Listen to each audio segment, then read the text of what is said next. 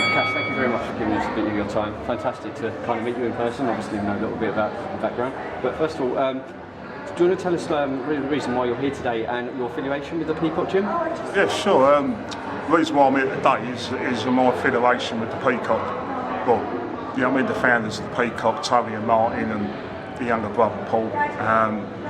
You know, I've always felt they've always made me part of the family. You know, we go way back, back to when the Peacock was originally in Cundies, yeah, and another pub, you know, Pig's Head, yeah. It's just upstairs of the pub. They had this idea of doing a gym. They've always been a family of boxing. The roots are always in boxing, and Tony, I can go back to the 70s and early 80s when the Peacock originated in pubs in the gym in Canning Town, E16. And the whole idea was to give something back to the people. And back then, the only way out of Canning Town for young people, you know, I went on record and called it a city of thieves. If anyone sees the documentary Hooligan, you know what I mean? And funny thing is, no one in Canning Town ever picked me up on it. You know, I turned up at weddings and whatever. I think, so what do I say that for? You know what I mean? The fact is, no one's ever picked me up on it. And one of the things is you know, with the Peacock, I'm thinking of Bradley Stone. They got a statue outside the gym, the Peacock gym, and they, you know, everyone knows the story of Bradley Stone. Just Google it. But it's a very important story and a very important story of boxing. And they're the underbelly of boxing that people forget. You know what I mean? Bradley Stone lost his life in the ring. That's why I'm kind of interested to do what I can tonight for Charlie Wynn. You know what I mean? The other side of boxing.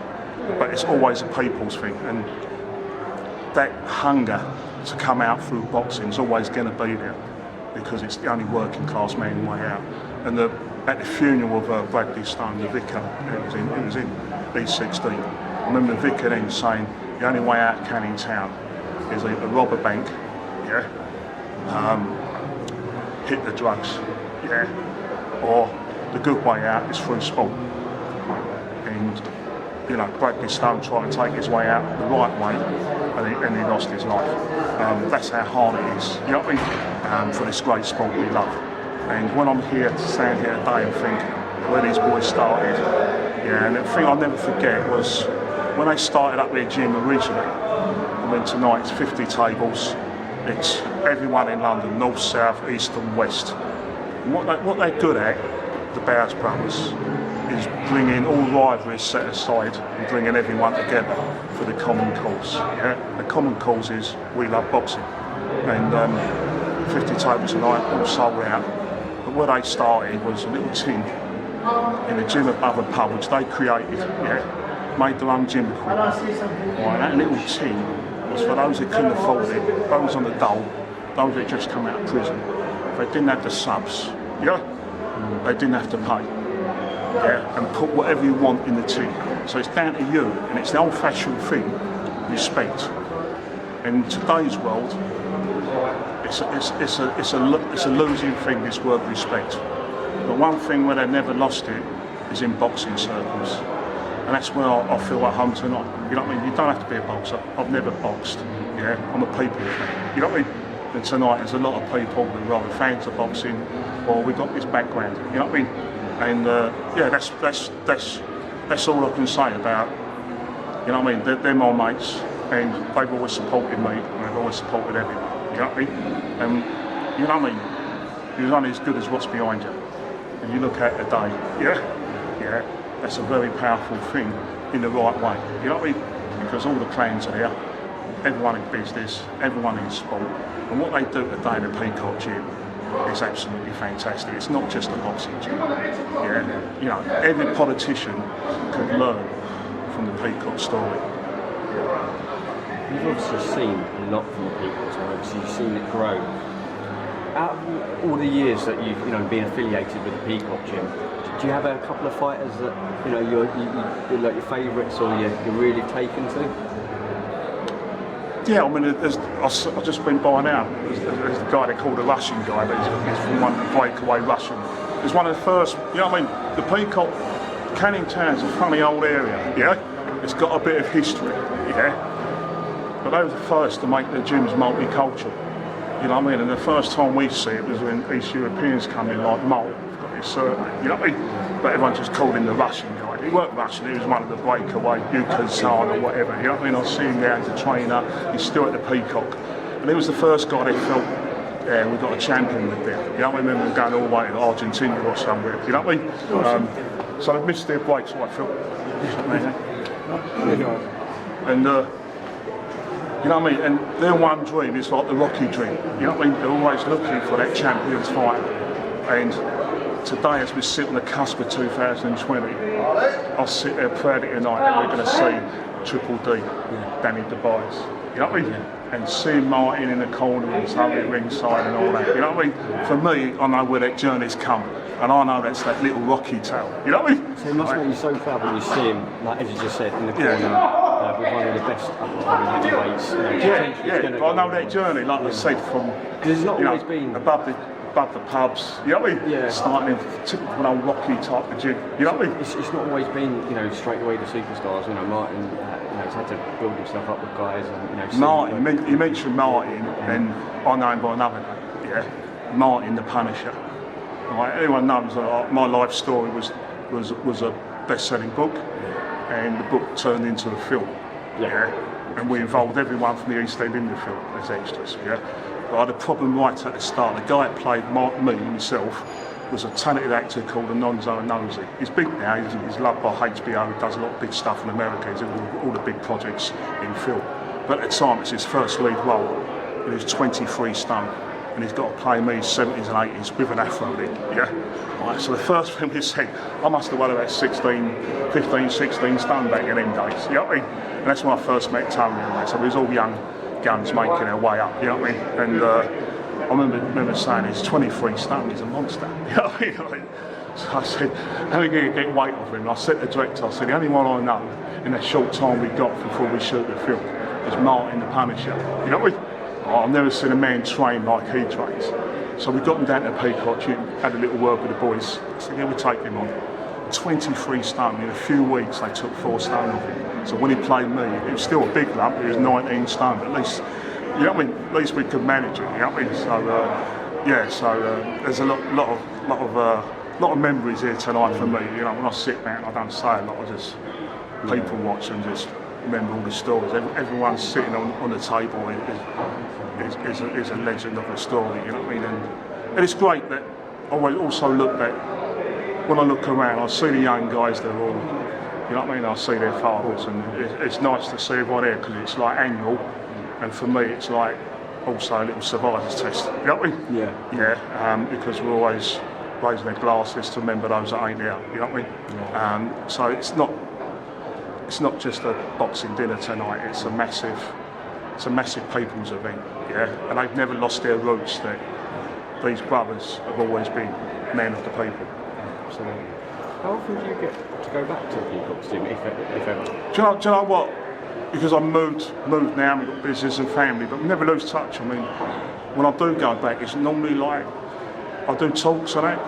They do a lot of work that people will not think is just gym. They do every sport. They do a lot of classes with, with troubled kids, and you know what I mean.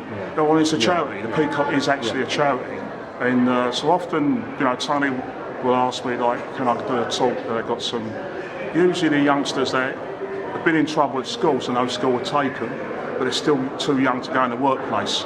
So they're trapped in no man's land, which means you're only going to end up back on the streets and in more trouble. So they do classes to take them on. And I like someone like me with a few rough edges, you know what I mean, that's kind of made it onto the right path in life, to just explain to them, you know what I mean, that they're not alone. I was once sitting where they was, you know what I mean, and every once in a while, Tony get back to do a talk to one of his classes in the Peacock gym, you know what I mean. And they're always innovating, they're always doing something. I just love seeing it grow. I mean, you always see someone on the TV, any part of the world, wearing a Peacock t-shirt, don't you? You know what I mean? So it's an amazing charity, the Peacock. Let's not forget, they're a boxing family. Everyone knows them in boxing circles. But what they do for charity is massive. And you've only got to see it tonight. Most charity dues that I've been to, big ones, 20 tables. What you've got in there, 50 tables a night, 40, 50 tables. You know what I mean? And like I said, you know, it's not just a chap's dinner. You know what I mean? It's nice to see so many people here. Yeah, it's a proper raise your glass. You know what I mean? People matter. That's the note I'll finish on. And you're going to see you know what I mean? 4 fights as well tonight as well. Yeah, I mean they put Tony's. Yeah, Tony really does steer the ship. You know what I mean? Yeah. And I know every single guest he's basically hand-picked or personally invited. You can't just rock up and we're turning up for a charity night. We like to come along. No, you can't. You know what I mean? It's a special club that's getting bigger and bigger each year, and it's a real privilege just to be invited to this annual dinner, should we say, one for the chaps and friends. Just a couple more questions before we let you go, if that's okay. Yeah. Big fight on tomorrow. Obviously, you know, we've talked about the nice, like the Peacock and the charity side, which is you know really nice to hear from your side. And now you see like the other end of the spectrum, which is obviously the heavyweight championship. Well, how do you see AJ and Ruiz going? I mean, as a fan, I mean, I just think it can only go AJ's way. You know, the guy's trimmed down and everything else. I think, you know, AJ didn't turn up that night. He's got the tools. I wouldn't say he ain't got a heart. And you know, it's how you are on the day, isn't it? You know what I mean? So you see it with football. You know, even Messi can like have an off day. So you can't turn around and say he can't play football, which like they're doing with AJ. You know what I mean? I think that's a bit harsh and a bit cruel. You know what I mean? But what I'm concerned about now, I'm finding myself switching because Ruiz is 20 stone. Yeah, he's weighed at 20 stone. And AJ's I don't know whether you can carry that past 5 rounds. You know what I mean? You know, it's massive at heavyweight. When you see the little weights, they can go 12, 15 rounds like it's a first round. I don't know, which bothers me because he's got fast pair of hands. Confidence-wise, he's done him, isn't it? It's like it's nothing worse. If you look at the record of when you fight opponent twice, it's very difficult because the other guy's always got that edge if he's won the first fight. Yeah. You know, if you move in confidence. You know, sport's a massive confidence thing. So I was leaning to like AJ actually gonna lose, but now the 20 stone, I just cannot see the distance whatsoever. You know, I think 20 stone is massive. If you look at Ali and all them, the weights they fought at, they introduced the super heavyweight because fighters suddenly went to 17 stone from 15, 16. You know, so what's 20 stone? Super heavyweight? You know, you still got the same rounds. You still got to keep that going, 3 minutes a round. So I just can't see. You know, they talk about his chin, but he's going to take that. So I just think he's just going to score the points and go the distance and know he's going to win hands down on points, AJ. You know, but before I thought Ruiz has done him once. There's nothing going to phase him. For all his lard, he's got the skills. If he got a fast pair of hands, you know what I mean? And it's not, you know, with Tyson it weren't size, was it? Because he's kind of a small, powerful guy, but the speed, you know what I mean? It makes a difference. So I'm going to find it interesting because I'll probably switch sides. As a fan, you're going to. It's interesting that he's coming. But anyway, listen. You know, I think it's great. Americans think they own the heavyweight division. Yeah. So I think the last recent years, I think it's fantastic. I'm a Brit. You know, I've been to America with the Brits to watch Bruno and everybody. You know what I mean? So I'm a proud Brit when it comes to boxing.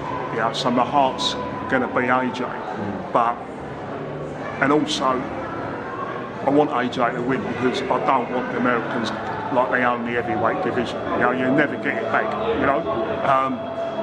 But yeah, it could go either way because I can't see it 20 stone nasty. But this thing of confidence, I think the other guy has got his measure in terms of one-to-one, you know, psyche. So it's going to be interesting. You know what I mean? Like, you know, it's going to be a good one. It's going to be a good one. It certainly won't be a fight to stink the joint out. I know that. Just actually one real quick, just in football. Manuel Pellegrini. Happy with him? Who? Manuel Pellegrini. Who? The man that spent 200 million and West Ham don't spend and done nothing with it. I'm not getting it. I asked who he is because he was a good manager. I thought when we got him, I thought last was showing ambition. For right man, experience, everything. But now you know why he was in China or somewhere before. You know what I mean? Like, because I've just not seen it from tactics to the buys. You know, everyone at West Ham, they don't spend. So every manager's got the excuse that my hands are tied. You know what I mean? Bomb, bomb, bomb. I've never seen a spending West Ham apart from the eggplant who wasted that. You know what I mean? He spent, well, I think it's Karen Brady that said 200 million. Well, my calculation is 180 million. In less than 2 years, it's 2 seasons. And what we're seeing is like toothless. You know, I've got to go there Monday. You know, I try not to go if I can help it. But so many of my mates that season tickets are giving their tickets away. I've got no choice. You know what I mean? It's that bad. I just don't get it because it's an open league now. You know what I mean? And that stadium we should be going for Europe at this stage. And we're nowhere near Europe or deserve to be. Do you think ever since you've moved from your old ground to the new one, it's had a massive effect on West Ham? Yeah, of course. You know that. You know the whole thing with West Ham was Upton Park. Everyone wanted to be there. There's a special place, and everyone knew it goes advantage. So we was never expected to lose at home. We just never went on the road. You know, if you look at West Ham's history, as well, yeah, it's just everything about it's different. We've got a massive foreign fan base. We never used that. West Ham was always an East London club. So the only thing out of East London was Essex. Otherwise, that's it.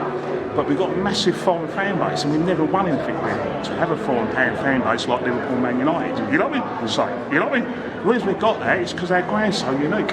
Everyone just loves that working class, you know, and for me, you know, my first game at West Ham when I was 8 years old, and it was the 66th year we won the World Cup, if you're a West Ham fan. You know what I mean? Right, so imagine the feel-good factor in the East End. It threw out the whole country on the back of the World Cup. But imagine in the East End.